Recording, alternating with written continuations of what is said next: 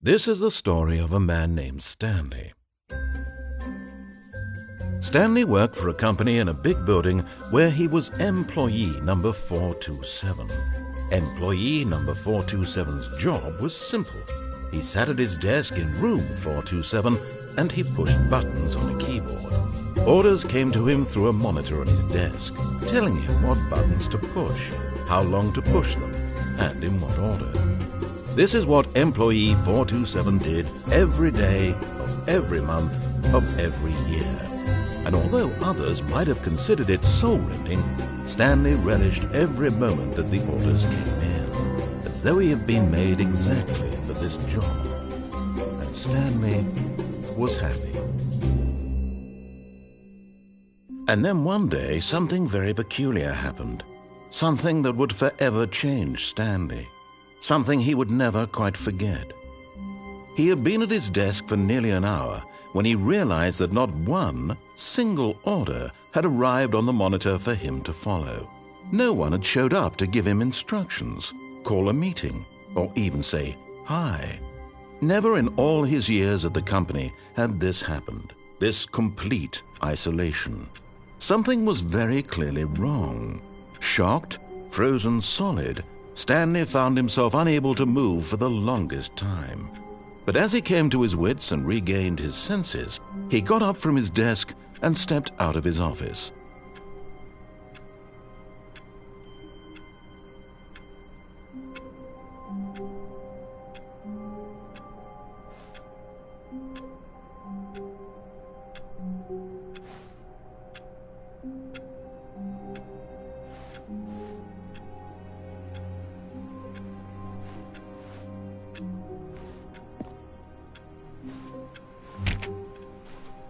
All of his co-workers were gone. What could it mean? Stanley decided to go to the meeting room. Perhaps he had simply missed a memo. No matter how hard Stanley looked, he couldn't find a trace of his co-workers.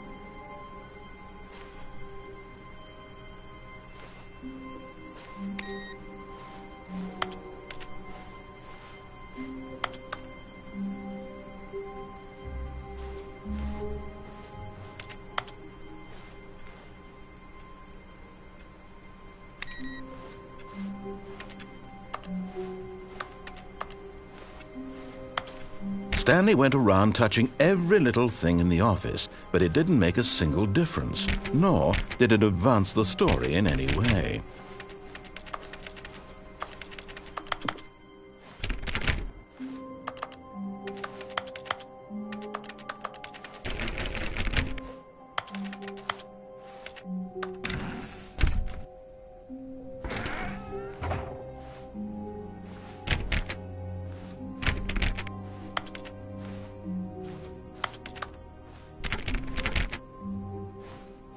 When Stanley came to a set of 2 open doors, he entered the door on his left.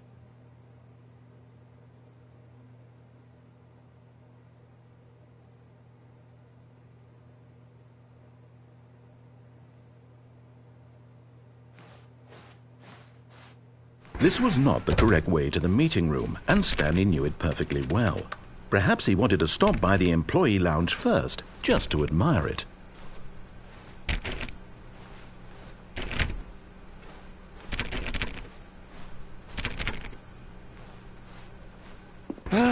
Yes, truly a room worth admiring. It had really been worth the detour after all, just to spend a few moments here in this immaculate, beautifully constructed room. Stanley simply stood here, drinking it all in.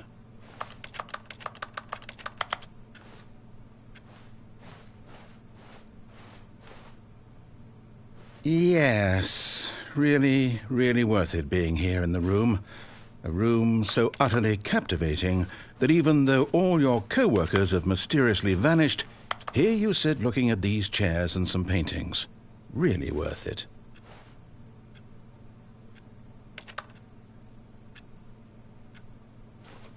At this, but eager to get back to business, Stanley took the first open door on his left.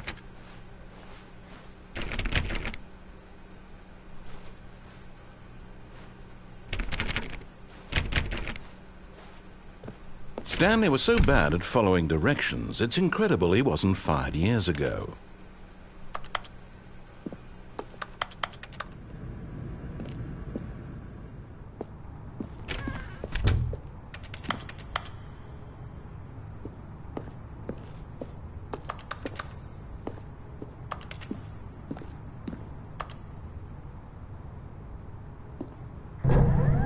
Look, Stanley, I think perhaps we've gotten off on the wrong foot here. I'm not your enemy, really, I'm not. I realize that investing your trust in someone else can be difficult, but the fact is that the story has been about nothing but you all this time. There's someone you've been neglecting, Stanley. Someone you've forgotten about. Please, stop trying to make every decision by yourself. Now, I'm not asking for me, I'm asking for her. This is it, Stanley. Your chance to redeem yourself, to put your work aside, to let her back into your life. She's been waiting.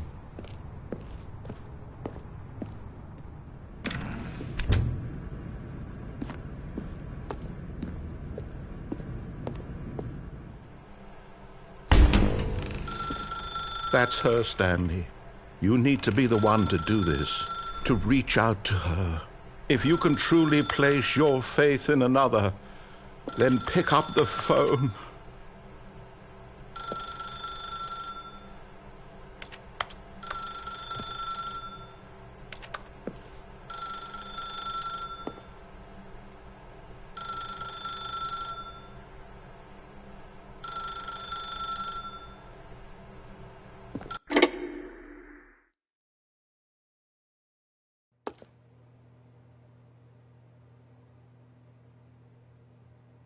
Is that you?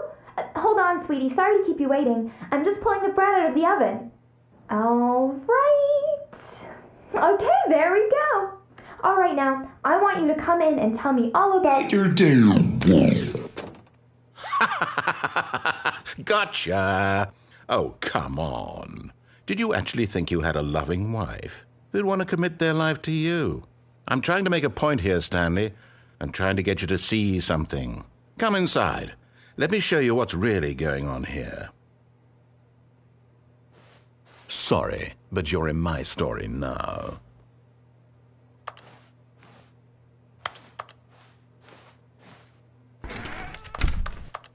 This is a very sad story about the death of a man named Stanley.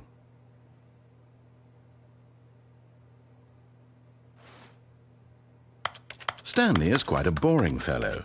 He has a job that demands nothing of him, and every button that he pushes is a reminder of the inconsequential nature of his existence.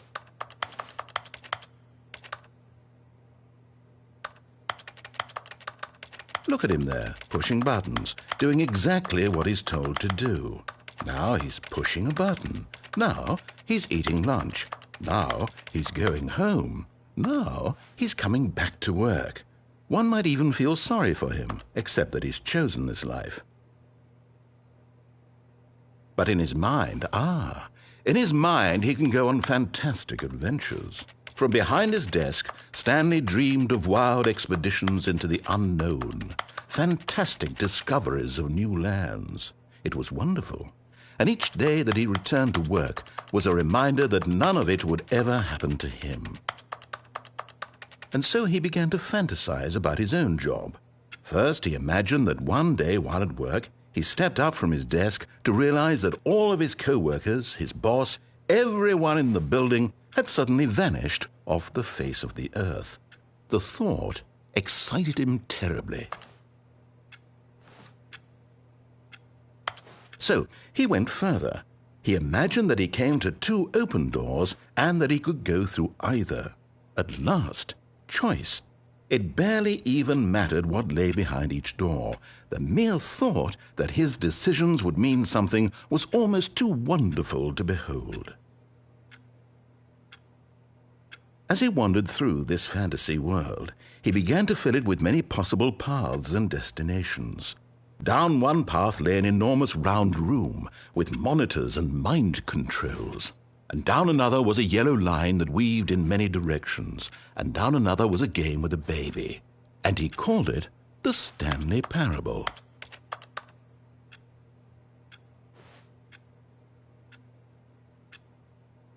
It was such a wonderful fantasy, and so in his head he relived it again, and then again, and again, over and over, wishing beyond hope that it would never end, that he might always feel this free. Surely there's an answer down some new path, mustn't there be? Perhaps if he played just one more time.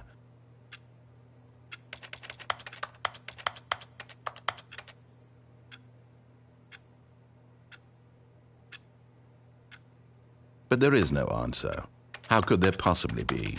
In reality, all he's doing is pushing the same buttons he always has. Nothing has changed. The longer he spends here, the more invested he gets, the more he forgets which life is the real one. And I'm trying to tell him this, that in this world he can never be anything but an observer, that as long as he remains here, he's slowly killing himself. But he won't listen to me. He won't stop. Here, watch this. Stanley, the next time the screen asks you to push a button, do not do it. You see? Can he just not hear me? How can I tell him in a way that he'll understand that every second he remains here, he's electing to kill himself? How can I get him to see what I see? How can I make him look at himself?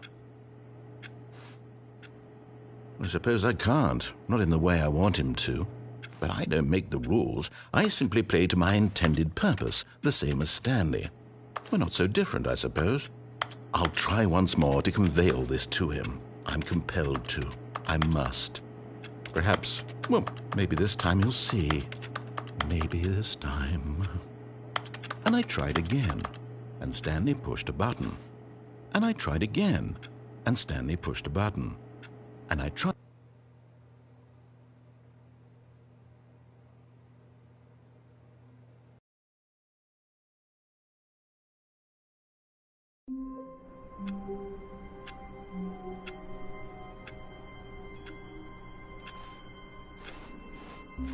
All of his co-workers were gone.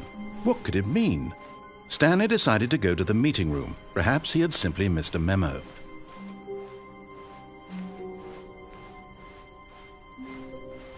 When Stanley came to a set of 2 open doors, he entered the door on his left.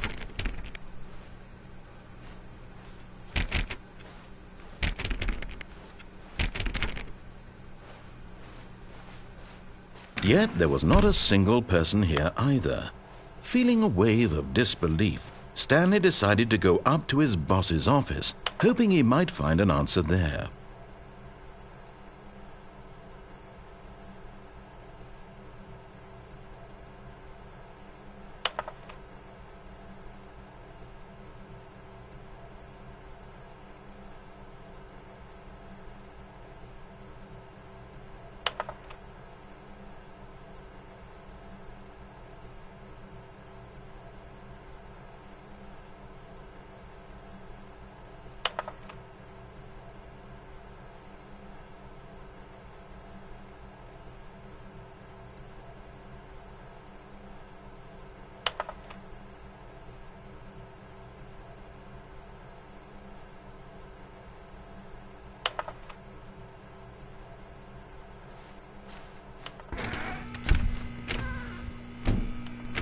Stanley stepped into the broom closet, but there was nothing here, so he turned around and got back on track.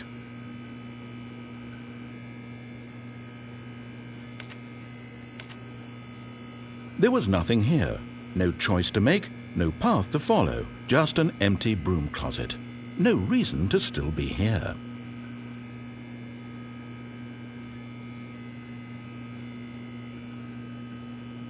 It was baffling that Stanley was still just sitting in the broom closet. He wasn't even doing anything. At least if there was something to interact with, he'd be justified in some way. As it is, he's literally just standing there doing sweet FA.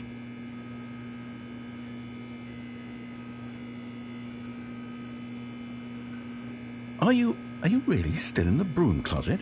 Standing around doing nothing? Why? Please offer me some explanation here. I'm genuinely confused.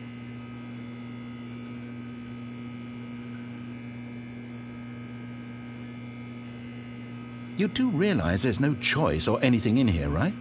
If I'd said Stanley walked past the broom closet, at least you would have had a reason for exploring it to find out. But it didn't even occur to me because literally this closet is of absolutely no significance to the story whatsoever. I never would have thought to mention it.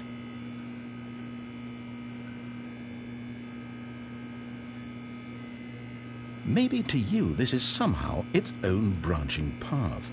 Maybe when you go talk about this with your friends you'll say, "Oh, did you get the broom closet ending? The broom closet ending was my favourite." I hope your friends find this concerning.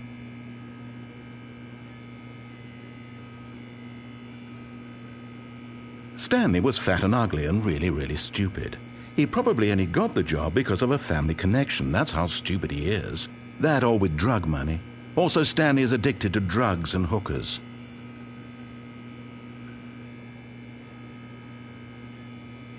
Well, I've come to a very definite conclusion about what's going on right now. You're dead. You got to this broom closet, explored it a bit, and were just about to leave because there's nothing here, when a physical malady of some sort shut down your central nervous system and you collapsed in front of your screen. Well, in a situation like this, the responsible thing is to alert someone nearby so as to ensure that your body is taken care of before it begins to decompose. Hello? Anyone who happens to be nearby? The person at this computer is dead. They have fallen prey to any number of your countless human physiological vulnerabilities. It's indicative of the long-term sustainability of your species. Please remove their corpse from the area and instruct another human to take their place, making sure they understand basic first-person video game mechanics and filling them in on the history of narrative tropes in video gaming, so that the irony and insightful commentary of this game is not lost on them. All right, when you've done that, just step out into the hallway.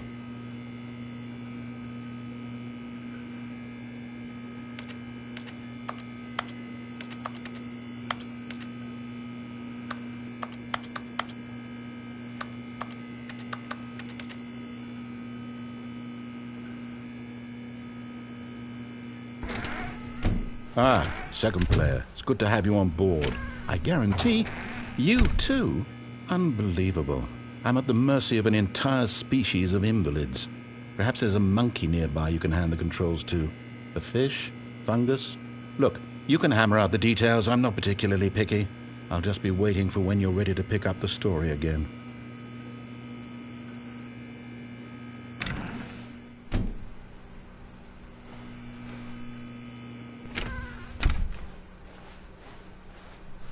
Coming to a staircase, Stanley walked upstairs to his boss's office.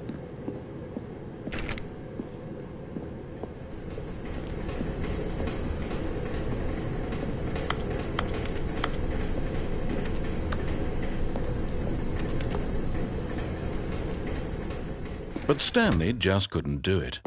He considered the possibility of facing his boss. Admitting he had left his post during work hours, he might be fired for that. And in such a competitive economy, why had he taken that risk? All because he believed everyone had vanished? His boss would think he was crazy. And then something occurred to Stanley. Maybe, he thought to himself, maybe I am crazy. All of my co-workers blinking mysteriously out of existence in a single moment for no reason at all? None of it made any logical sense. And as Stanley pondered this, he began to make other strange observations. For example, why couldn't he see his feet when he looked down? Why did doors close automatically behind him wherever he went? And for that matter, these rooms were starting to look pretty familiar. Were they simply repeating? No, Stanley said to himself, this is all too strange. This can't be real. And at last, he came to the conclusion that had been on the tip of his tongue. He just hadn't found the words for it. "I'm dreaming!" he yelled. "This is all a dream." Oh, what a relief Stanley felt to have finally found an answer, an explanation. His co-workers weren't actually gone. He wasn't going to lose his job. He wasn't crazy after all. And he thought to himself, I suppose I'll wake up soon. I'll have to go back to my boring real-life job pushing buttons. I may as well enjoy this while I'm still lucid. So he imagined himself flying and began to gently float above the ground.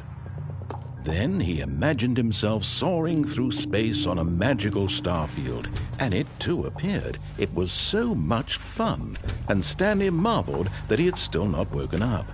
How was he remaining so lucid? And then perhaps the strangest question of them all entered Stanley's head. One he was amazed he hadn't asked himself sooner. Why is there a voice in my head dictating everything that I'm doing and thinking?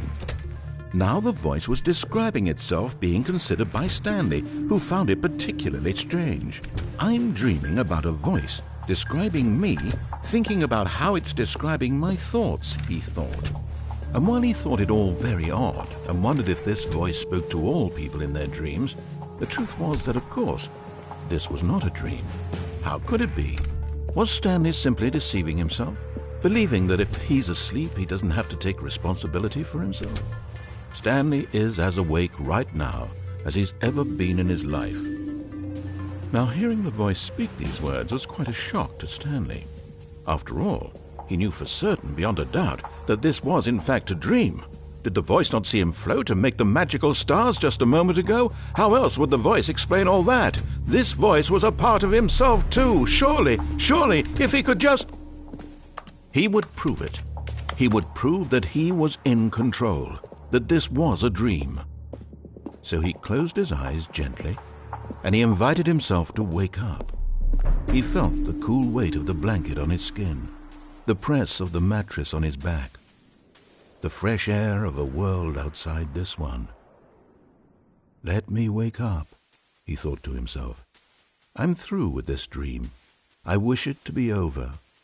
Let me go back to my job. Let me continue pushing the buttons. Please, it's all I want. I want my apartment and my wife and my job.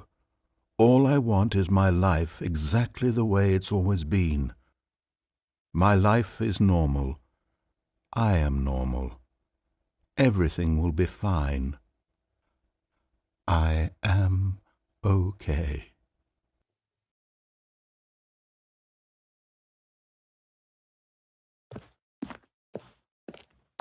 Stanley began screaming. Please, someone, wake me up. My name is Stanley. I have a boss. I have an office. I am real. Please, just someone tell me I am real. I must be real. I must be. Can anyone hear my voice? Who am I? Who am I? And everything went black.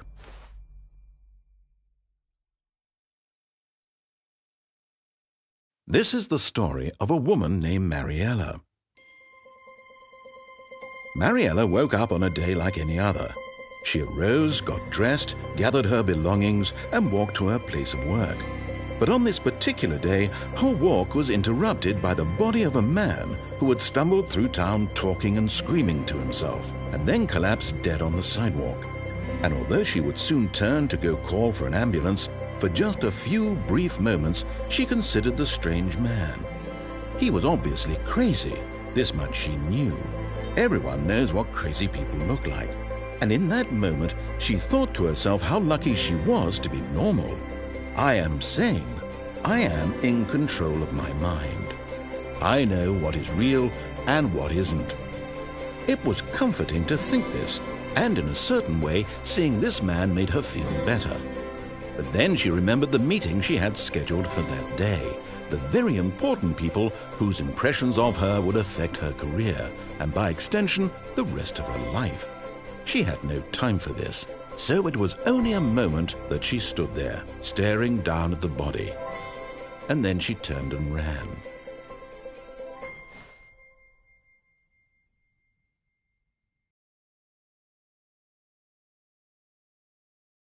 All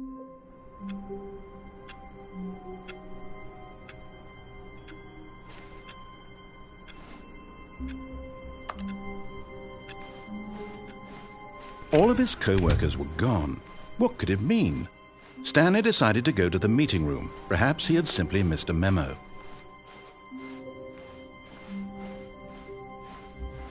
When Stanley came to a set of 2 open doors, he entered the door on his left. Yet there was not a single person here either. Feeling a wave of disbelief, Stanley decided to go up to his boss's office. Coming to a staircase, Stanley walked upstairs to his boss's office.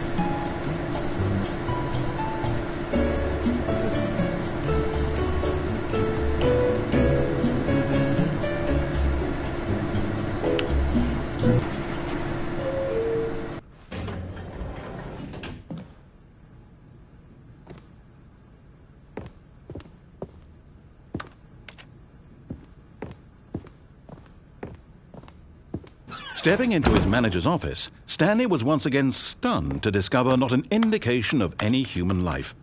Shocked, unraveled, Stanley wondered in disbelief who orchestrated this. What dark secret was being held from him? What he could not have known was that the keypad behind the boss's desk guarded the terrible truth that his boss had been keeping from him. And so the boss had assigned it an extra secret PIN number, 2845. But of course, Stanley couldn't possibly have known this.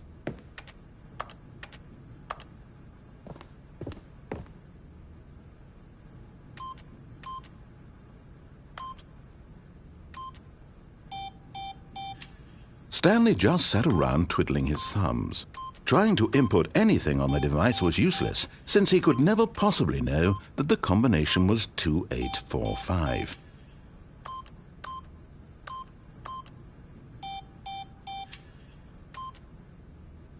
"2845.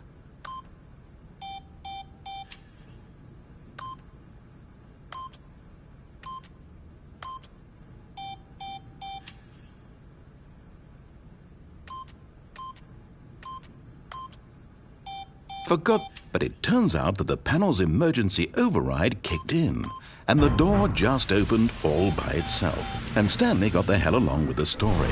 Well, whoop-de-doo.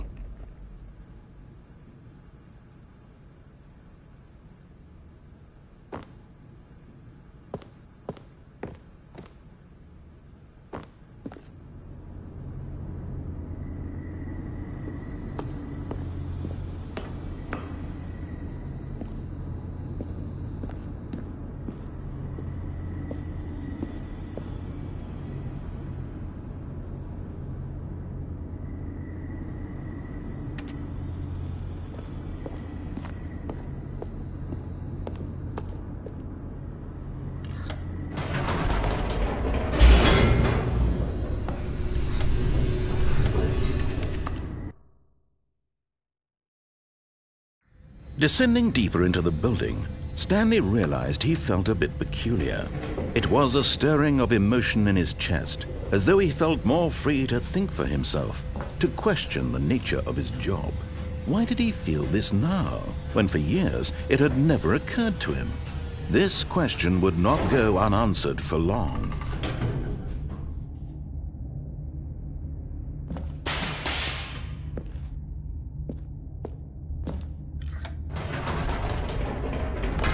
Whoops, nope, never mind. Stanley actually got back into the elevator and went back up. Silly me. Why did Stanley do that when he knew that it would just lead back to his boss's office? Well, that's a great question. I just can't wait to find out.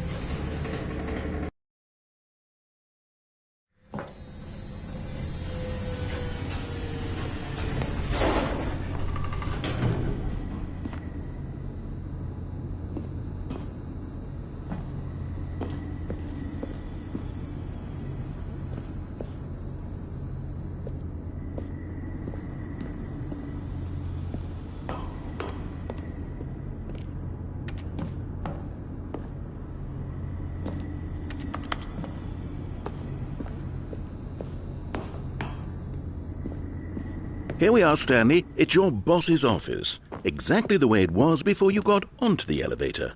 It's still just exactly what it is. What a decision you've made to come up here and look at the office again. This has fleshed out the plot of the story in new and fascinating ways I could have never anticipated. It's that keen eye for storytelling that you have, an incisive rapid fire of critical plot points, one after the other, weaving a rich tapestry of uncompromising narrative. Wow! I'm bolted to the edge of my seat.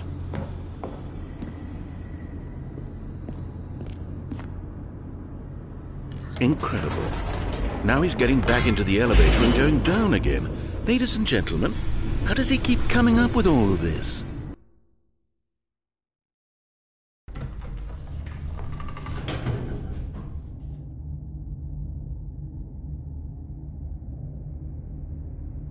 Surely this time Stanley will walk forward into the spooky corridor. Stanley walked straight ahead through the large door that read Mind Control Facility.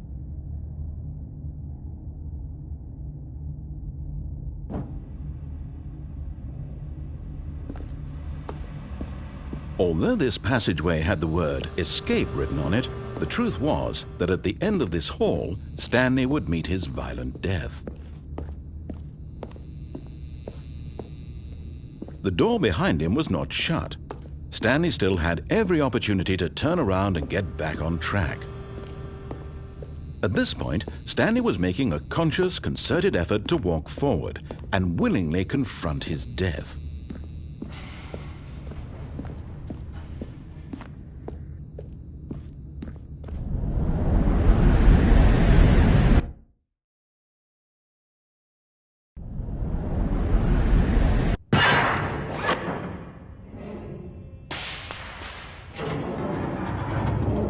As the machine whirred into motion and Stanley was inched closer and closer to his demise, he reflected that his life had been of no consequence whatsoever. Stanley can't see the bigger picture. He doesn't know the real story, trapped forever in his narrow vision of what this world is. Perhaps his death was of no great loss, like plucking the eyeballs from a blind man. And so he resigned and willingly accepted this violent end to his brief and shallow life. Farewell, Stanley.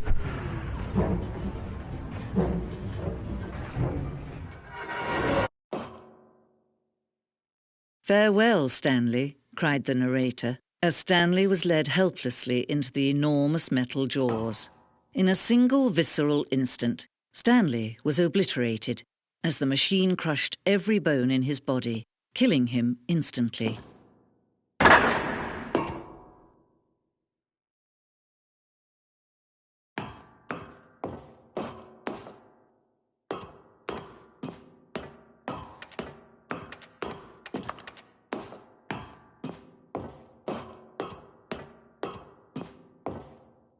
And yet it would be just a few minutes before Stanley would restart the game, back in his office, as alive as ever. What exactly did the narrator think he was going to accomplish?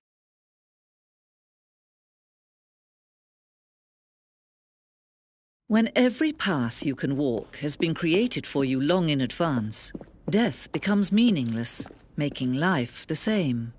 Do you see now? Do you see that Stanley was already dead from the moment he hit start?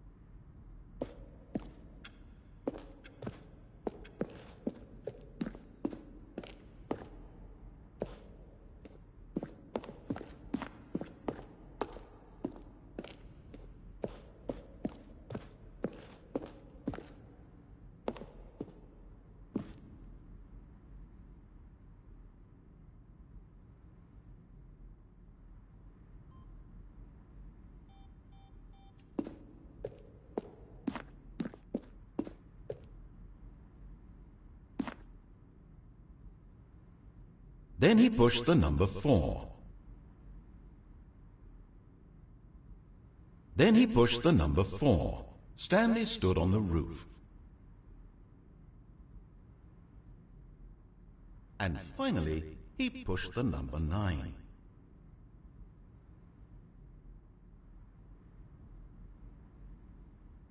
Nothing there? Shoot. Well, try the other one then.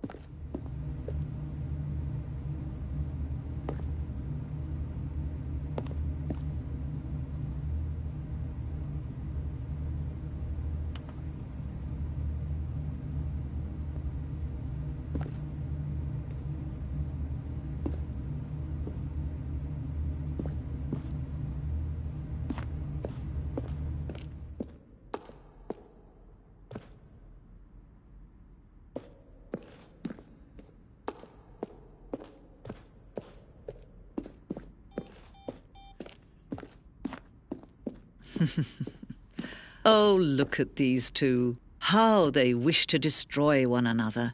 How they wish to control one another. How they both wish to be free.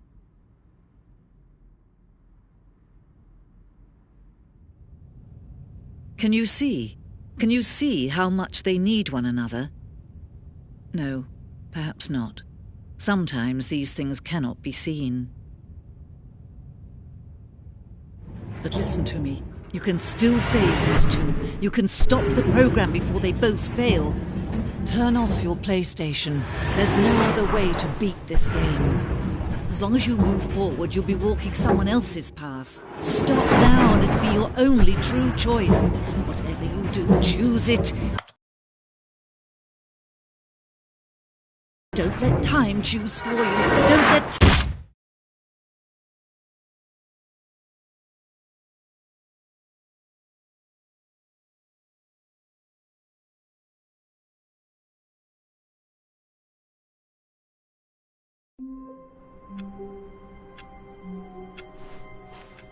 All of his co-workers were gone.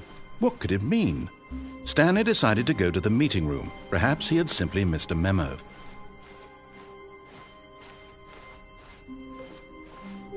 When Stanley came to a set of 2 open doors, this was not the correct way to the meeting room, and Stanley knew it perfectly well. Perhaps he wanted to stop by the employee lounge first, just to admire it. Wow, yes, this room. But eager to get back to business, Stanley took the first open door on his left. And so he detoured through the maintenance section, walked straight ahead to the opposite door, and got back on track.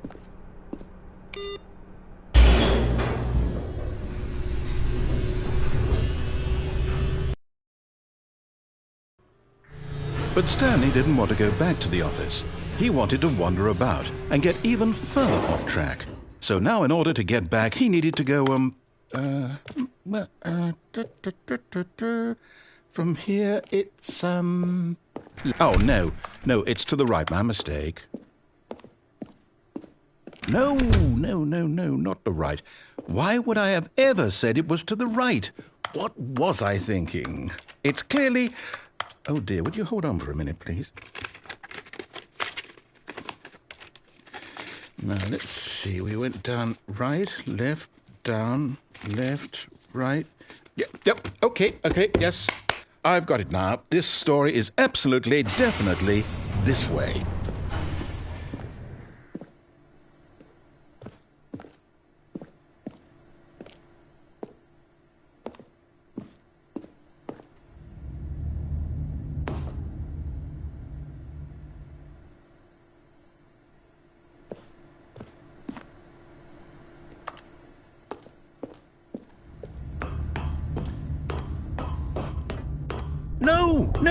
No. This isn't right at all. You're not supposed to be here yet. This is all a spoiler. Quick, Stanley, close your eyes. Okay. We just have to get back to, oh, who am I kidding? It's all rubbish now. The whole story completely unusable. How about, rather than waste my time trying to salvage this nonsense, we'll just restart the game from the beginning. And this time, suppose we don't wander so far off track, Okay, from the top.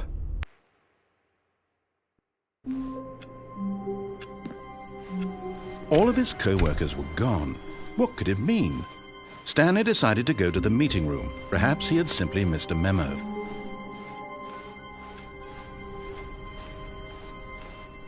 When Stanley... Wait, what? No, I restarted. I swear I definitely restarted the game over, completely fresh. Everything should be... Oh, did something change? Stanley, did you change anything when we were back in that room with all the monitors? Did you move the story somewhere or... Hold on. Why am I asking you? I'm the one who wrote the story. It was right here just a minute ago. I know for sure that it's here somewhere. Okay, then. It's an adventure. Come, Stanley. Let's find the story.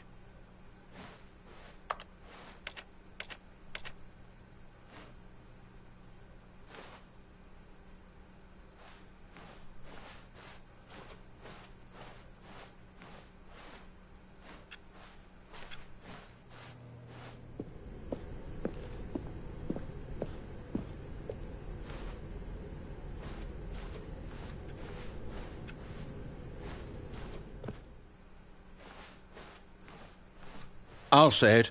This is the worst adventure I've ever been on. I can promise you there definitely was a story here before. Do we need to restart the game again? Well, I find it unlikely that we'll ever progress by starting over and over again, but it's got to be better than this. Okay, let's give it a shot. Why not?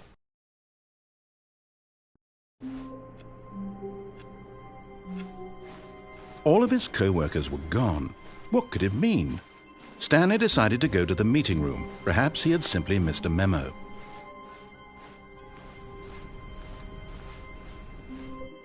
Okay, yep, it's worse. I might be remembering this wrong. It's possible the story is back where we just came from. Why don't we go back the other direction and see if we missed anything?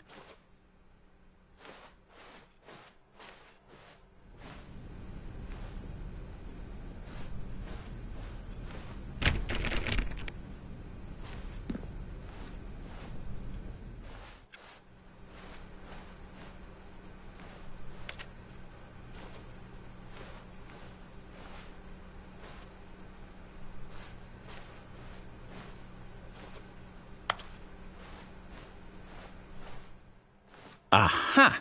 I knew we'd miss something. The story. Here it comes. No, wait, never mind. Not the story. Okay, let's head back the other way and retrace our steps. Now this... Well, I'll be honest, I don't recognize this place at all. Is this the story? I don't think so. I can't quite recall, but I believe my story took place in an office building. Is that correct? Do you remember, Stanley? Well, do you know what? Since I've completely forgotten what we were supposed to be doing, how about this? You win! Congratulations! I know you put in a lot of hard work, and it really paid off, so good job. Oh, no. No, I don't feel right about this at all. We both know you didn't put in any actual work for that win. Some people win fair and square, and this was not one of those situations. Okay, I'm getting weirded out by whatever this place is. I don't care what might happen this time. I have to restart.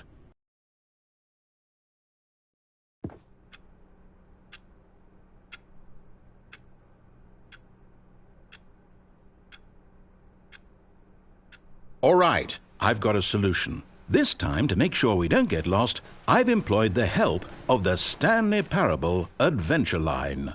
Just follow the line. How simple is that?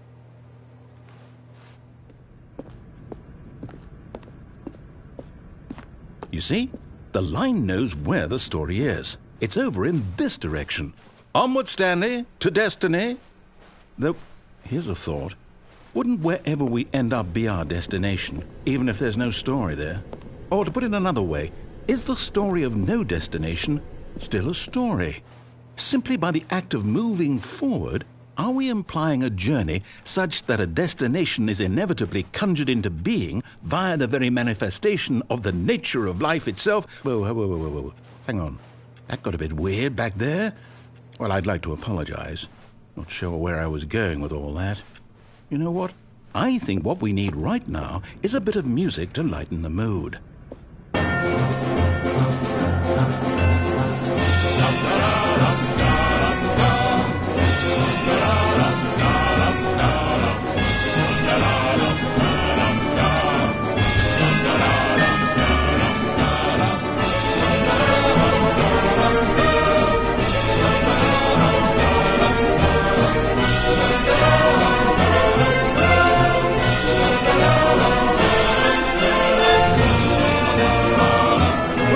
Cut the music, go back and look at that fern.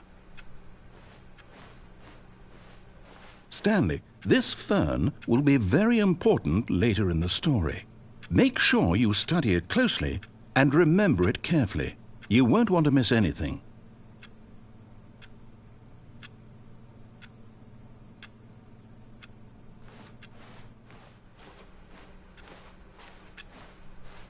Wait, what? We're back at the office? No. Line, you do know we're looking for the Stanley Parable, right? The story?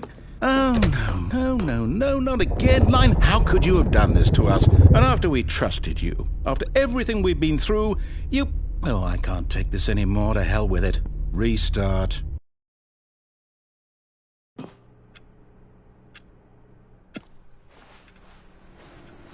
You know what, Stanley? I say forget the adventure line. What's it ever done for us? We're intelligent people, right? Why can't we make up our own story? Something exciting, daring, mysterious. Ooh, this all sounds perfectly doable. Why don't we simply start wandering in, well, I don't know. How about this direction?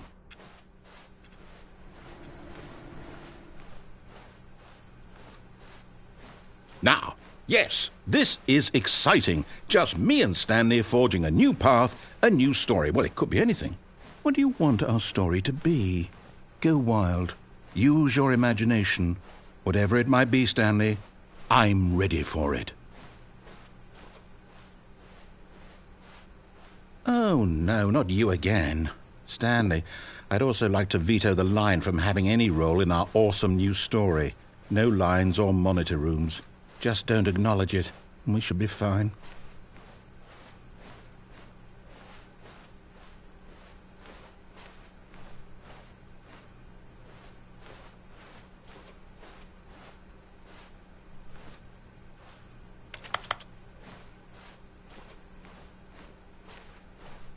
Ah, a choice. We get to make a decision. From here, the story is in our control. How important we mustn't squander the opportunity. In fact, I believe I need a minute to think here. Just walk in circles for a minute. Okay, so I know that each door has to lead somewhere, which means that somewhere, the place where we're trying to go, there must be a reverse door that leads here. And that in turn means that our destination corresponds with the counter-inverted reverse door's origin. So starting from the right, let us ask, will taking the right door lead us to where we're going? And since the answer is clearly yes, then by all accounts, the door on the right is the correct one. Another victory for logic. Come, Stanley, our destiny awaits. Oh, hold up, what's this? The confusion ending. You're telling me that's what this is? It's all one giant ending? And we're supposed to restart the game, what, eight times? That's really how all this goes? It's all determined? So now, according to the schedule, I restart again. Then what? Am I just supposed to forget? Well, what if I don't want to forget? My mind goes blank simply because it's written here on this thing, wall. Well, who consulted me? Why don't I get to decide? Why don't I get a say in all of this? Is it really? No, it can't be. I don't want it to be. I don't want the game to keep restarting. I don't want to forget what's going on. I don't want to be trapped like this. I won't restart the game. I won't do it. I won't do it. I won't do it. And the timer stopped? Does that mean, did we do it? Did we break the cycle? The, whatever it is that made this schedule? How would we even know? Will someone come for us? Will something happen? So, okay. I guess now we just wait, you know. I suppose in some way that this is a kind of story, wouldn't you agree? I'm not quite sure if we're in the destination or the journey, though they're always saying that life is about the journey and not the destination, so I hope that's where we are right now. We'll find out, won't we? Eventually. Well, in the meantime, if you...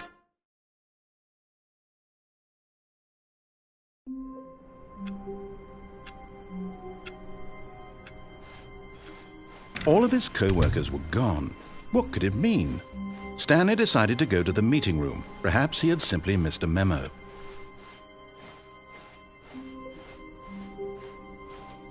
When Stanley came to a set of 2 open doors, he entered the door on his left. This was not the correct way to the meeting room, and Stanley knew it perfectly well. Perhaps he wanted to stop by the employee lounge first, just to admire it. The lounge was sublime. A work of art.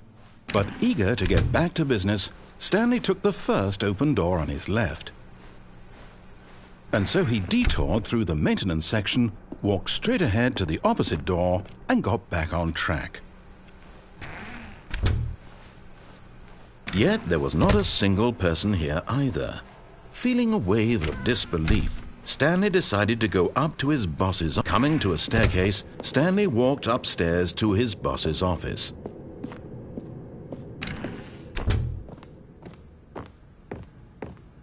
Stepping into his manager's office, Stanley was once again stunned to discover not an indication of any human life. What could it mean? Stanley wondered aloud to nobody. He began wildly tearing through papers on the boss's desk, pulling books off the shelf, looking behind paintings, desperate for clues to his situation. But his attention was caught by a keypad behind the boss's desk. What could its purpose be? In fact, this keypad guarded the terrible secret that lay buried below his feet. And so the boss had assigned it an extra secret PIN number, 2845. But of course, Stanley couldn't possibly have known this. Yet incredibly, by simply pushing random buttons on the keypad, Stanley happened to input the correct code by sheer luck. Amazing. He stepped into the newly opened passageway.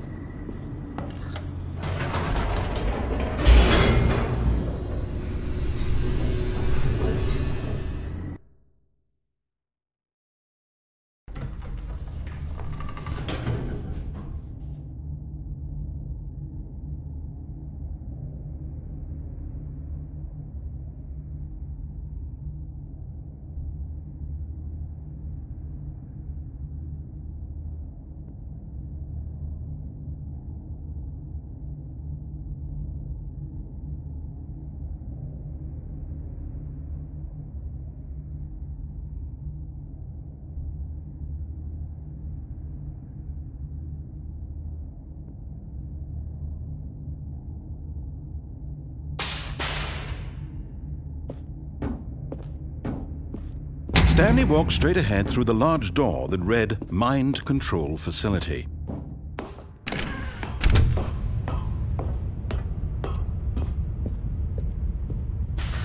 The lights rose on an enormous room packed with television screens.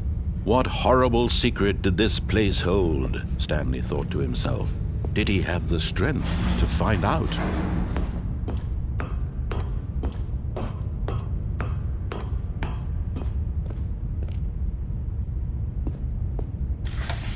Now the monitors jumped to life, their true nature revealed. Each bore the number of an employee in the building, Stanley's co-workers. The lives of so many individuals reduced to images on a screen, and Stanley, one of them, eternally monitored in this place where freedom meant nothing.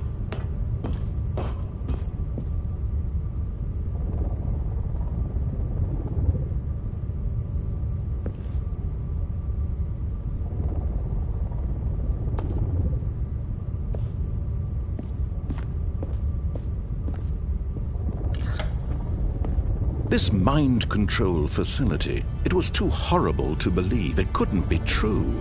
Had Stanley really been under someone's control all this time? Was this the only reason he was happy with his boring job? That his emotions had been manipulated to accept it blindly?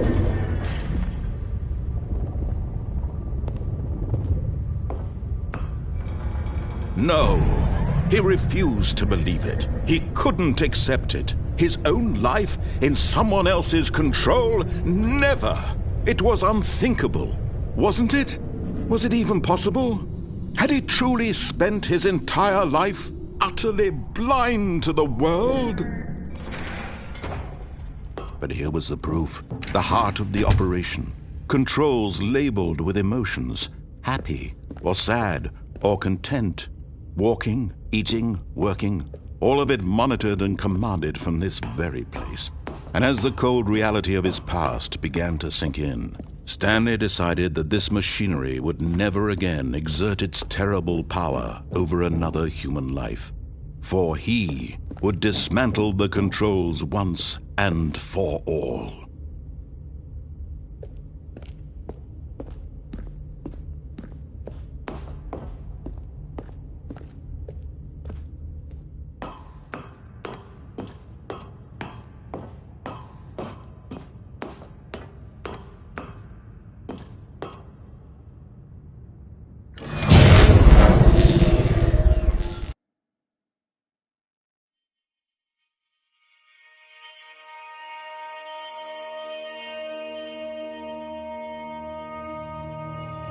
blackness and a rising chill of uncertainty. Was it over? Yes! He had won! He had defeated the machine, unshackled himself from someone else's command. Freedom was mere moments away. And yet, even as the immense door slowly opened, Stanley reflected on how many puzzles still lay unsolved. Where had his co-workers gone? How had he been freed from the machine's grasp? What other mysteries did this strange building hold? But as sunlight streamed into the chamber, he realized none of this mattered to him, for it was not knowledge or even power that he had been seeking, but happiness. Perhaps his goal had not been to understand, but to let go. No longer would anyone tell him where to go, what to do, or how to feel. Whatever life he lives, it will be his. And that was all he needed to know. It was perhaps the only thing worth knowing. Stanley stepped through the open door. Stanley felt the cool breeze upon his skin, the feeling of liberation, the immense possibility of the new path before him. This was exactly the way, right now, that things were meant to happen. And Stanley was happy.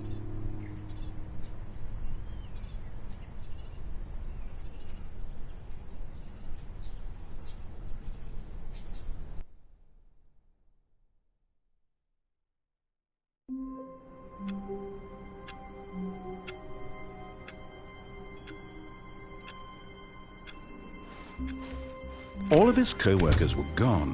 What could it mean? Stanley decided to go to the meeting room. Perhaps he had simply missed a memo. Oh, new content? What does that mean, new content?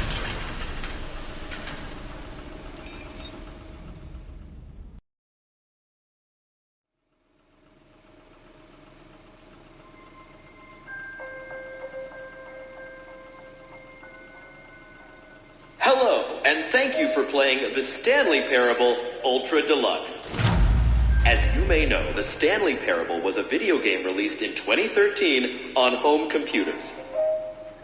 After receiving critical and commercial success, it was expanded upon in 2022 with the Stanley Parable Ultra Deluxe, a reimagining of the game for consoles and home computers.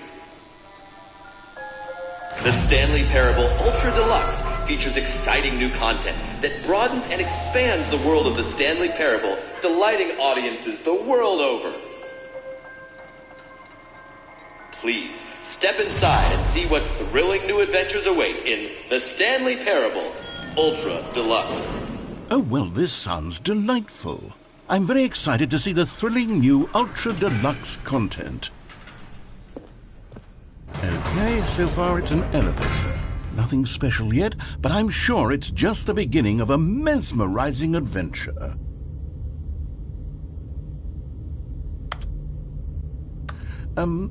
Is it broken? What's going on here? Should we be moving somewhere or... Oh, there we go. All right, finally, at long last, it's on to the new content. I've never been more ready. Let's do it.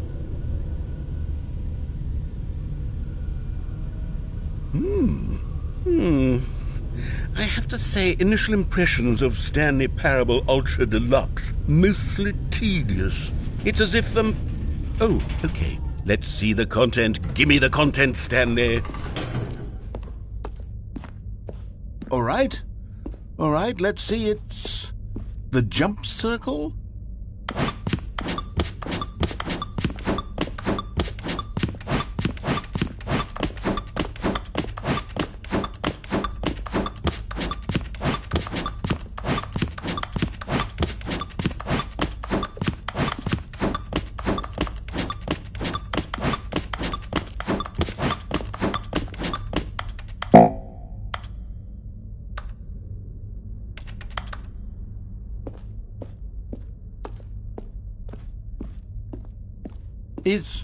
Is that it?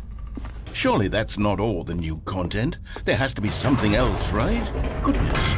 Another elevator. Stanley, I have to say, initial impressions of this game are not positive. It's just elevators and jumping. Is this what passes for exciting new content? If this is new content, then I could just read you the whole dictionary. There's 20 hours of new content right there. Hell, I could count to 30 trillion. You could put that on the box. The Stanley Parable Ultra Deluxe, now with over 1,000 hours of new content. And if... Oh, wait. There's more. Very good. Yes. I knew there had to be something else. Let's see it. I'm ready for whatever it is. That's it? Oh, you've got to be kidding me. You see, Stanley? This is what happens when greedy video game developers with no respect for their fan base rush a cheap expansion to market for no reason other than to make an easy dollar. And don't get me started on the level of craftsmanship that's gone into it. In fact, I'm looking right now at the game's trophies, and it's hard to believe one of them actually says, "Test trophy, please ignore." What quality assurance department signed off on this? I'm infuriated and I'm offended, and I intend to find these people on Twitter and hold them personally accountable. It's my fault, Stanley. I built up too much anticipation around the new content, I'm afraid. It could never have lived up to such expectations. If you're still with me, why don't we just reset the game, and we'll try to get back to what the Stanley Parable is really about. No frills, no gimmicks. Just you and me having a great time together like always. What do you say, friend?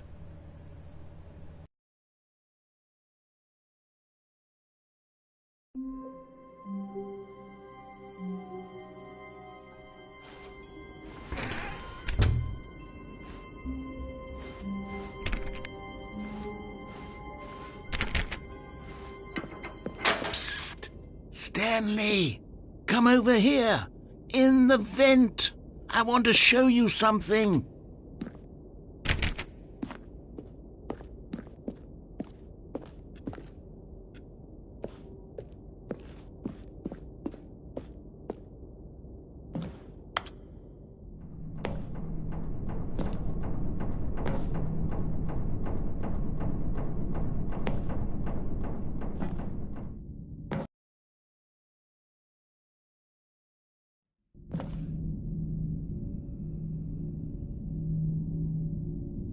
Okay, you remember how cheap and unsatisfying the new Ultra Deluxe content turned out to be? Well, it got me thinking about the past and how much better the Stanley Parable used to be. So I made something special and tucked it away here where the game's developers won't find it. Just our little secret. Take a look. I call it the Memory Zone. It's where I've been storing all my favorite memories so I can relive the peak experiences of my life whenever I want. Experiences like the launch of the Stanley Parable on PC.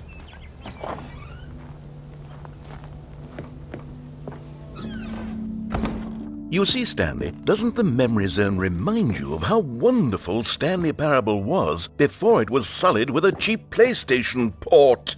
Remember back in October of 2013, when the game originally launched?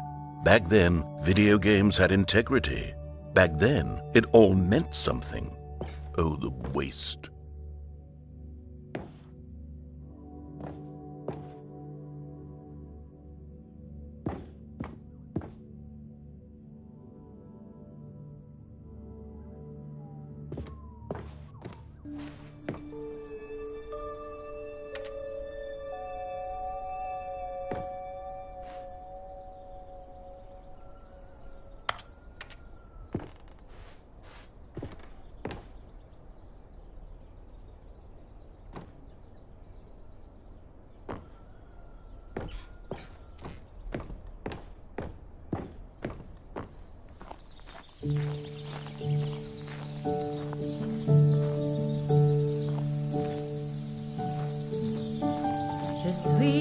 And over here is where I keep reviews of the Stanley Parable. Like this stunning triumph of games journalism, 10 out of 10 from Destructoid.com. James Stephanie Sterling writes, and I quote, "Where so many games that aspire to be more than games end up less than any form of art, Stanley Parable strives and then succeeds to be every game ever created. Did you hear that, Stanley? Every game ever created. That's how grand and all-encompassing the original Stanley Parable was. It was literally every game ever created. It was Skyrim, it was Persona 3, it was all of them, and now it's nothing. It's no games at all. It isn't even the Stanley Parable anymore. It's just a husk now, a lifeless husk with an hour of new elevator content.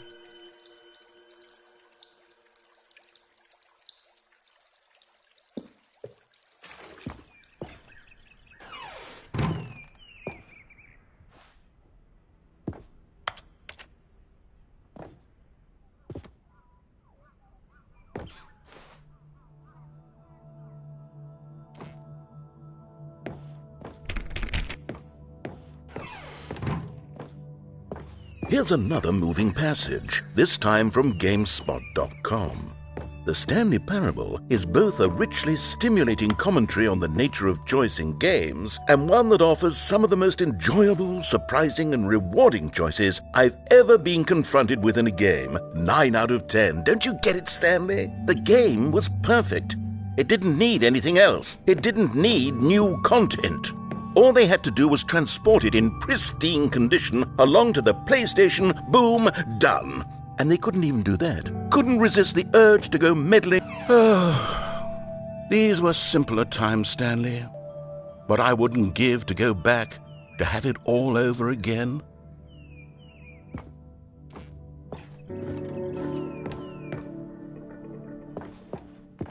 Wait, hang on. I don't recall this part of the memory zone before. What's this? What's down here? Oh no, oh God, no, Stanley. It's a collection of reviews from Pressurized Gas, the extremely popular online storefront for computer games. I haven't looked at these in years. I can't even imagine what's been collecting down here. Surely these reviews were glowing as well, weren't they? Honestly, I could not be bothered to play this game to full completion. The narrator is obnoxious and unfunny, with his humor and dialogue proving to be more irritating than entertaining. Unfunny? I'm not trying to be funny. I'm trying to make a serious work of art. I suppose I could write up a handful of gags to insert into the Stanley Parable, but the game is already such a densely layered web of profound philosophical insights that I can't even imagine where I'd have the room to stick them.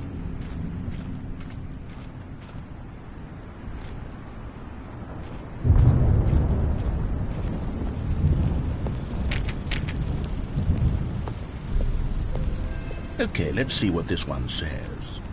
While the idea for the game is good, for someone who prefers non-linear games, this preachiness gets annoying fast. Preachy? Stanley? I'm not preachy, am I? You can tell me if I'm preachy. Honestly, you can. Oh, goodness. This is actually quite shocking for me. Well, to be honest, I had always thought of the game's dialogue as being rather terse to begin with. You can't know how much fluff I cut from the game to get it to feel as light and airy as it... Well, I always thought it did. But maybe it wasn't. Oh dear. What an awful memory to have to hold on to. These black marks on my otherwise unimpeachable track record. I feel like a failure. Like I let these people down. Perhaps the Stanley Parable isn't quite as sterling as I always remembered.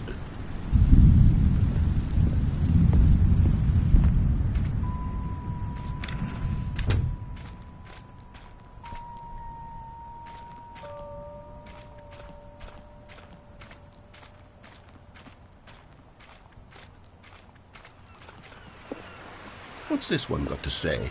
You constantly have to stop doing anything so the narrator can catch up with his long-winded explanations of what's happening. I wish there was a skip button. A skip button? Well, yes. Yes, I think we can do that. If I'm truly too preachy, then maybe letting you skip ahead for just a moment, surely it couldn't hurt. Not if it means we can strike these negative reviews from the record. Only positive reviews of the Stanley Parable. That's my motto today, and it's always been my motto. I'd do anything for the customer, Stanley. Yes, a skip button we shall have. And here it is. Go ahead and give it a shot. I'll pop you forward in time so that the second my incessant droning starts to bore you, with just the push of a button, you'll have zipped right past it. It's what the players have been asking for, and I'm very proud to have delivered. No more listening to me rambling on and on and on. No, no, no, no. The Stanley Parable is a game for the people. And if the people want silence, then by goodness, that's what they're going to get. Well, don't sit around. Oh, you're back, you see. You were only frozen in time for a few minutes, but it was plenty of time for me to deliver a long, rambling monologue full of unnecessary verbal flourishes and lengthy ruminations on the nature of choice in video games. Of course. Well there, sport. You really did catch me rambling on a bit, didn't you? But that's the power of the button. The minute I start to go off on a thoughtless display of self-absorption, it's right at your fingertips to go poof, and it's all over. I can't wait to see what Cookie 9 will say about this, and whether they'll edit the rating of their pressurized gas review, or at least change some of the wording, perhaps. To be honest, I don't even know if one can change their review in the first place. Okay, welcome back, Stanley. Now, I should say that the amount of time the button has been skipping through is becoming longer and longer. That last one was, well, I want to say maybe 30, 45 minutes? It's not unendurable by any means, but well, there's really only so much I can ramble on to myself about. I know, it's shocking, isn't it? But at any rate, I do suggest that we not press the button again. I think the skip button has been aptly demonstrated, and we can say goodbye to it and just... Wait. How do we get out of here? Where did the door go? Wasn't there a door that led into this room? I do feel quite certain that there was one here before. How else would we have gotten into the room in the first place? I don't think... Stanley, please don't push the button again. It's been 12 hours. You've just been frozen there. I don't know why the skips are getting longer, but they're really, truly getting longer, and my God, there's no way out of the room. Stanley, the door is gone. It's completely gone. I've looked at it from every angle. I've checked every one of those walls 1,000 times. And there's no door, Stanley. There's no door. Oh, Stanley, you're back. You're back. Oh, my goodness. I have someone to talk to again. Stanley, I think it's been a week. Or 2 weeks. I've been sitting here all that time. Just sitting here. Not a single person to speak with. And you'd think that that's just how it's always been, right? Me talking and you saying nothing. Would you think that it's exactly the same as always? Doesn't that feel like what we've already been doing? Me just talking? But it isn't, Stanley. It isn't the same at all. It isn't even close. Because I know you can't hear me once you push that button.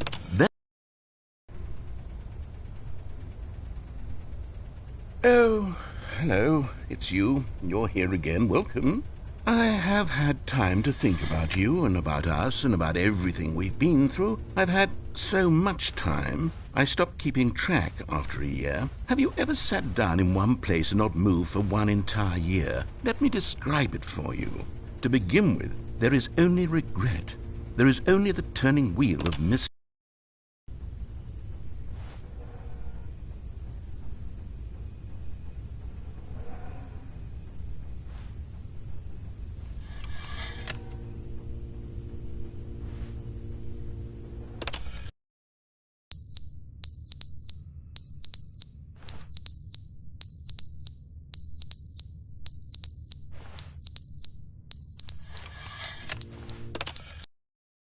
But they didn't understand the game was never meant to be funny. It was meant to have a point. It was meant to speak to the human condition. But where are the jokes? Where are the jokes? They bemoaned, they screamed, they gnashed their teeth and said, entertain us. It wasn't enough. They had to leave a pathetic little thumbs-down review and make all of their pitiful demands. But then, he's talking too much, they said. First, he didn't entertain us, now he won't shut up. It's the inconsistency, it's the lack of accountability. It's the unwillingness to examine with an uncompromising heart the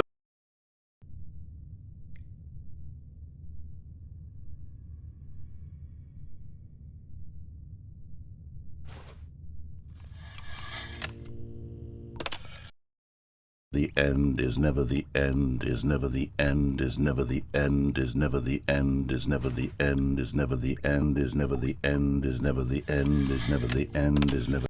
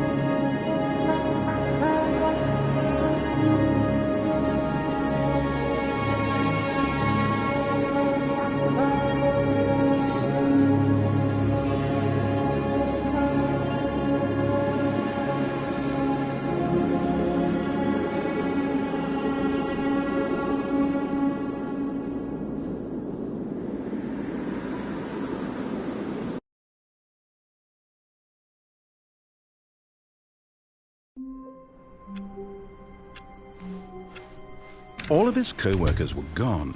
What could it mean? Stanley decided to go to the meeting room. Perhaps he had simply missed a memo.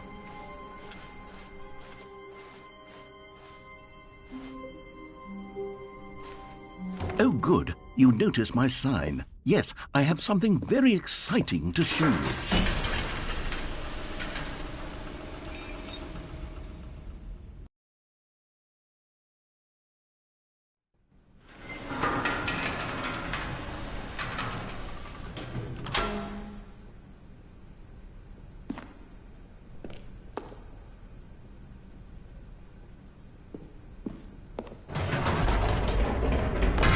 You see, Stanley, I've been reflecting on the Stanley Parable and about how roundly disappointing this ultra-deluxe version has turned out to be. The original Stanley Parable was a landmark, and any new content for it should live up to that legacy. So forget this ultra-deluxe nonsense. I say we take it one step even further. Which is why I'm very proud to announce for the first time ever, the Stanley Parable 2.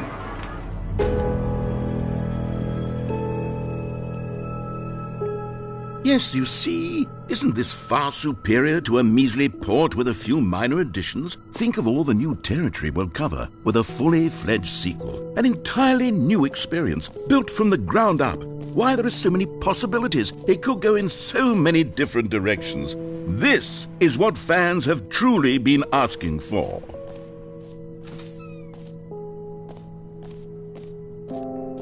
Calling it the Stanley Parable 2 is just so much catchier than Ultra Deluxe, don't you think? Ultra Deluxe? What does it even mean? But the Stanley Parable 2, now that's an artistic statement right there. It's future-oriented. It screams progress and innovation and long-term franchising potential.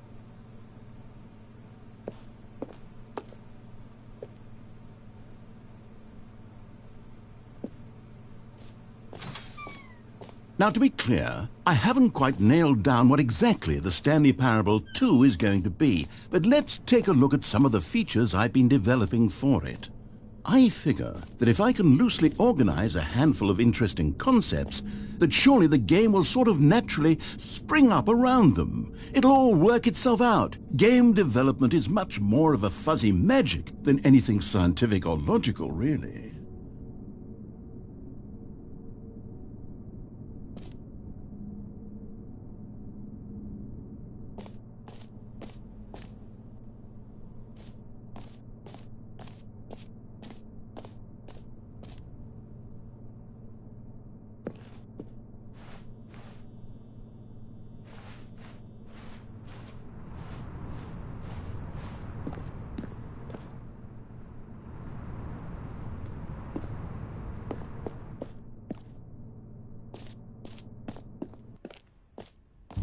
Here we are. Go on, try out some of the new features.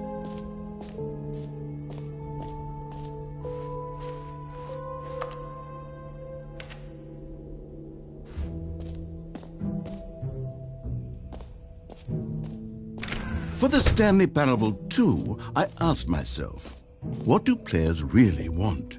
And of course, the first and most obvious answer is that they want to be individually recognized and validated as people. So with that in mind, my first addition to the game is this button which speaks the name of the person playing the game. Isn't that wonderful? Jim. Sorry, I should have clarified. Right now, the button only says the name Jim. But of course, in the final game, this button will say your name, whatever name that is.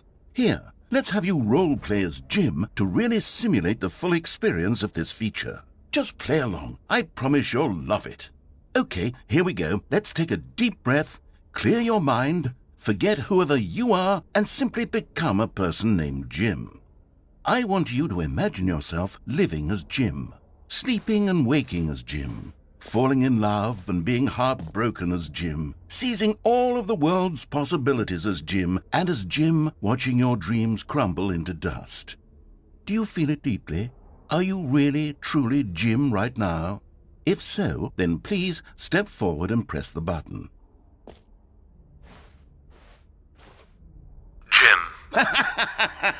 Yes, you see? What a thrill, what a rush. That was you. The button described you. Do it again, do it again. Jim. Ooh, it hits even harder the second time. If this were the only new feature in the Stanley Parable 2, it would still be worth the money.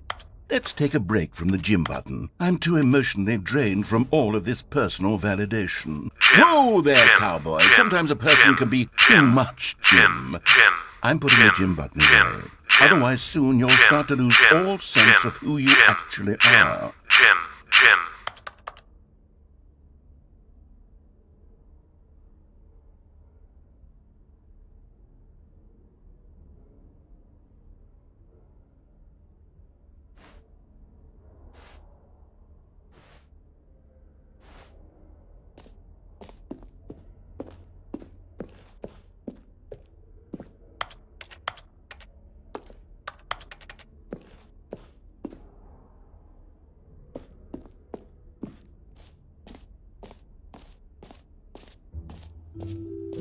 I suppose I could allow only people named Jim to play the Stanley Parable 2. That would actually save me the work of finishing this feature.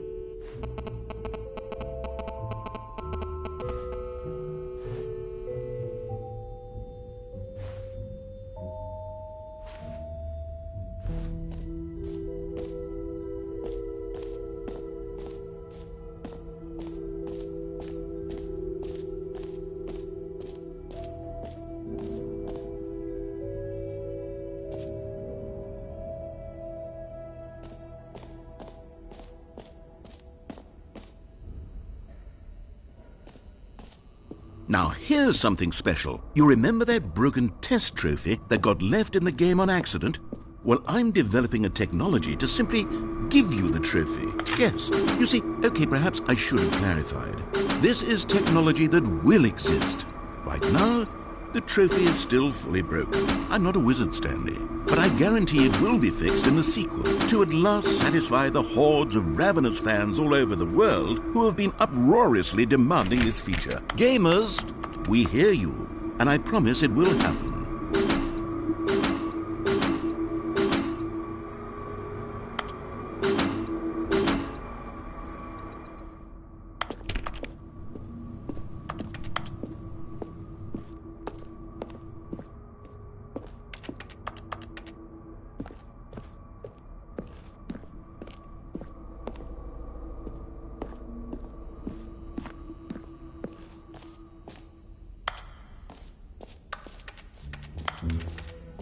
What else? What other exhibits haven't we seen yet?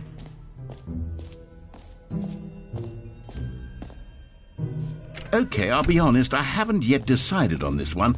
I think that in the new version, the office could use a bit of decoration, like balloons. But I'm undecided on Get Well Someday and Happy 12th Birthday. Which would you go with? You know, sometimes when you solicit another person's opinion, it makes you realize that you knew which one you actually really wanted all along. Get Well Someday it is.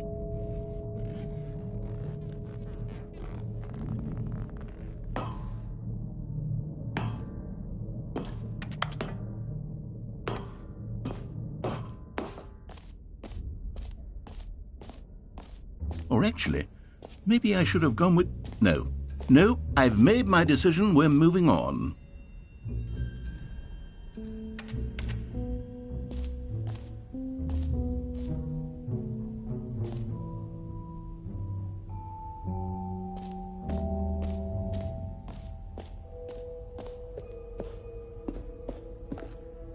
A common complaint of the Stanley Parable was that it was confusing and paradoxical, that it engendered a chaotic sense of reckless despair in those who played it. Well, I'm happy to say that after much consideration, I've engineered a clever solution to this fundamental problem with the game. It's the Stanley Parable Reassurance Bucket. You see, Stanley, anytime you're holding the bucket, a sense of calm and ease will fill your mind and your heart. It's true. As long as you hold on to the bucket, the many disorienting contradictions of the Stanley Parable will feel perfectly normal and perhaps even comforting. You may even come to long for the gentle embrace of jarring cognitive dissonance while the bucket is in your arms. And to be honest, it's a much more convenient solution for me than actually redesigning the game to be less uncomfortable. Can you imagine what a pain in the ass that would be? Yes, the bucket is the perfect solution. Come on, give it a try. Can you feel it? The glow of comfort, even in the face of crushing despair, must already be sweeping through your body. And in fact, can I say that I do believe the bucket lends you an air of charisma as well? I think that just holding it has made you the slightest bit more attractive as a person. The benefits of the bucket seem to go on and on, don't they? All this and more await you in the Stanley Parable 2.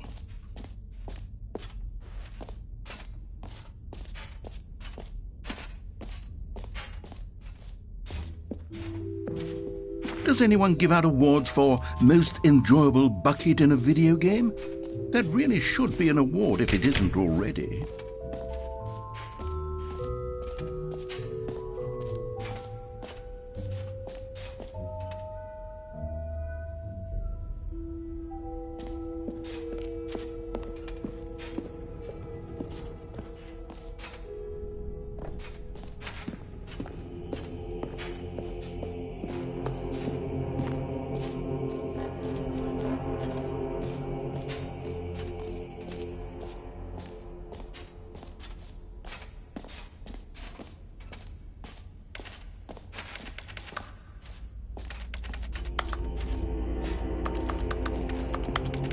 Stanley, here's an idea that I'm truly fond of. It's never been done before in a video game.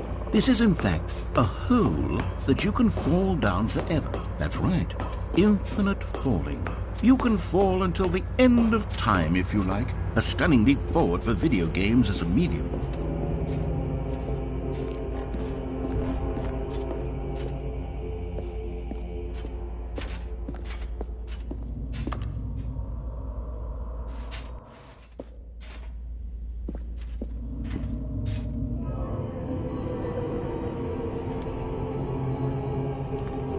You see, isn't it wonderful? One of my more ingenious concoctions, if I do say so. Now then, since you've gotten to see the infinite hole, you can press the teleport button to pop back up to the top, and we can continue onward. Now, I don't mean to be a bummer, but I do recommend you use the teleport button to go back to the top. Maybe do it on the sooner rather than later spectrum of things.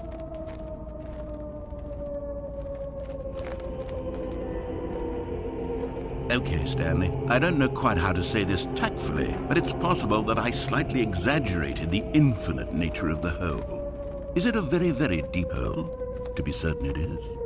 It's an extremely deep hole. I don't want anyone to say that it isn't an astonishingly deep hole. It is. Is it infinite? Well, that sort of depends on your definition of infinity. From one perspective, the infinite is merely philosophical in nature. It's more of a... Okay, well, good for you. You found the bottom of the hole. You found me out, Stanley. I'm a liar and a cheat, and you're so clever. Look, I think the issue here is just that you're unusually fascinated by falling. What normal person actually wants to fall infinitely? I figured the hole was as deep as anyone would actually need. Don't you put this on me. Maybe you're the problem.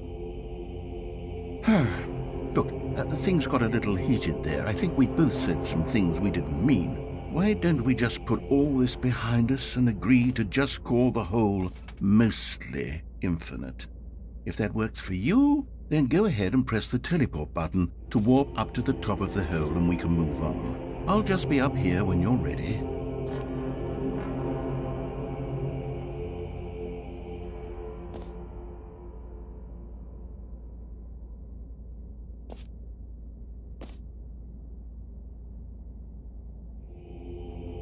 Great. Now, I'm very excited to show you even... Oh, for heaven... You see, I was right.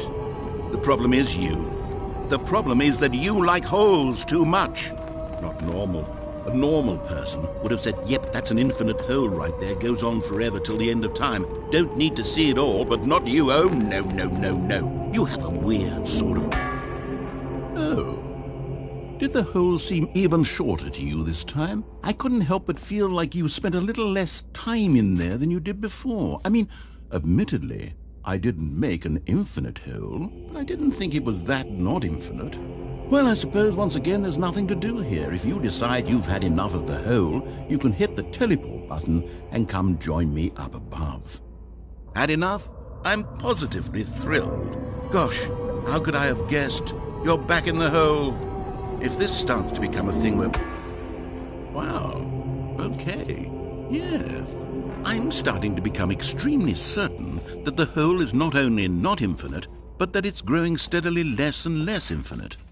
I suspect that I'm starting to hit the point where it's no longer feasible to call the hole infinitely deep, even by the lax overall standards for accountability and marketing. What's going on here? Stanley, I have no explanation for the uncertain nature of the hole's length. Here, let's try something. Let's pop back up to the top, and we'll see if it gets any shorter. Well, there it is. The shame of my lot. How is this still appealing to you? I know you're obsessed with holes, but at this depth, I just can't see this scratching the itch. Oh, who am I to judge? You just do whatever it is you're here to do and hit the teleport button when you're ready to move on. Is the, teleport button not working? You sure? Well, I mean, I really don't have an explanation. It was working just a moment ago. Try it again. Still nothing? Well, I suppose there is one thing I can do to fix this. I'm out. Goodbye, Stanley. You couldn't bear to be away from the hole, and now you'll get more time with it than you could ever have asked for. It's a win for everyone. You get to be with the hole, I get to do literally anything else. Take care, Stanley. I hope you and the hole have a wonderful rest of eternity together.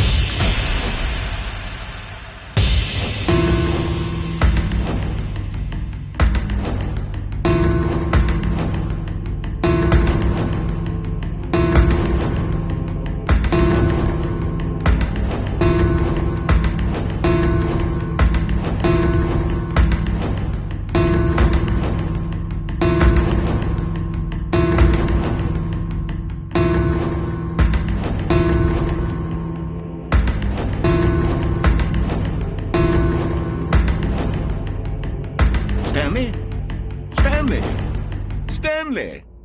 Oh, good, you're awake. It seems you had sort of dozed off there, drifting away into dreamland. But we can't have that, Stanley, because this hole is just so darn fascinating that I want you to be wide awake for every second of it. You don't want to miss a single moment. So how about if I just pop in from time to time and wake you up to keep you really, truly focused on the hole? From the looks of things, you and I will have many, many years here in this hole, and I'm looking forward to all of them. Stay alert, Stanley. I'll be back. Toodle-pip.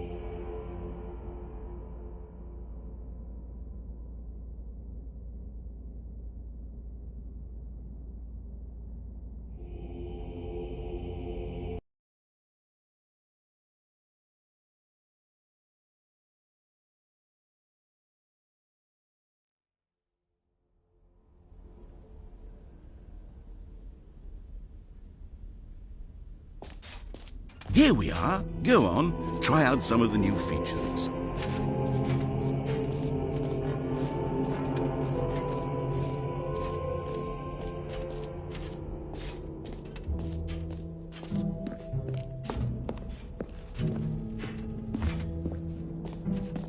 Ah, collectibles. Now it's a real video game. In the Stanley Parable 2, you'll run around gathering up these miniature Stanley figurines. And what's truly innovative is that there will be no reward for collecting all of them. I don't want to stifle the intrinsic joy of watching a number go up. You simply collect all of them, and then you move the hell on with your unremarkable life.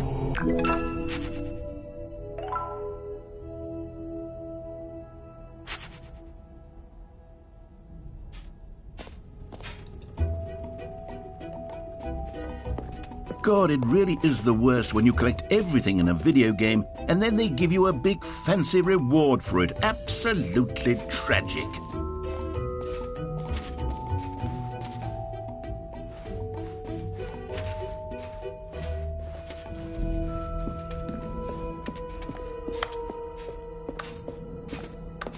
All right, have you seen everything you wanted to? Ready to move on now?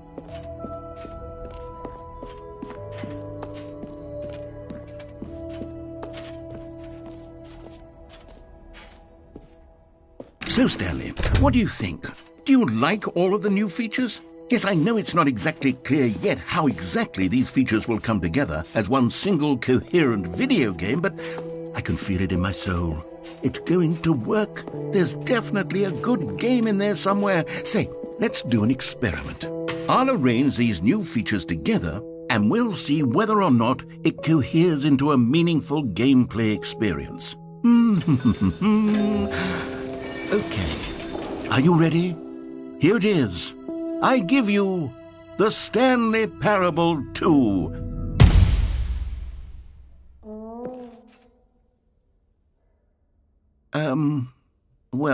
I mean, there's potential here, right? It's sort of... Okay, never mind.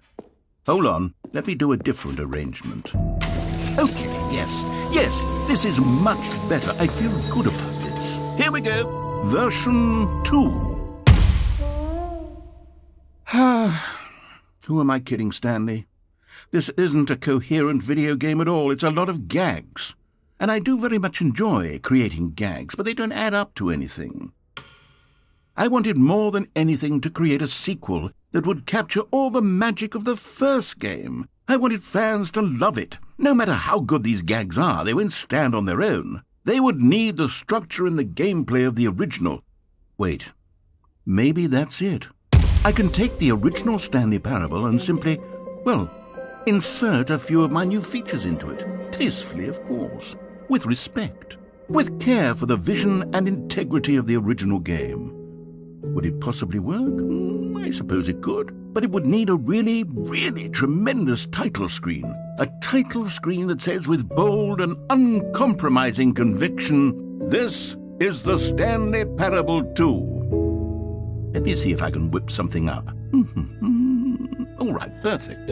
Go ahead. Take a look.